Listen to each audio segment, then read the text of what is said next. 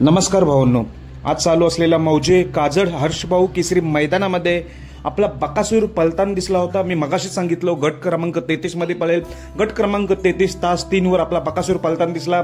तर पैरा कोण होता? पैरा होता नवीनच सांगितल्याप्रमाणे, तर त्या पैरेकऱ्याचं नाव आहे नाशिकचा बिरजा। नाशिकच्या बिरजा आणि बकासूर ही जोडी आपल्याला गट क्रमांक 33 मध्ये पळताना दिसली। चांगल्या रीतीने गाडी पळाली, सुट्टा निकाल घेत गटपास झालेली आहे आणि गाडी सेमीसाठी पात्र झालेली आहे। बकासूर आपल्याला नवनवीन चेहऱ्यांना घेऊन येत असतो, हे तुम्हाला माहितीच आहे। आज नाशिकचं बिरजाचं नाव पूर्ण दिवसभर गाजत राहणार। आज जर हा असाच स्पीड राहिला तर नक्कीच हा देखील नाशिकचा बिरजा टॉप मध्ये पळत राहील। चांगलाच नंदी आहे नाशिकचा बिरजा बकासूर सोबत। आज पळाला गट क्रमांक 33 तास 3 वर होता।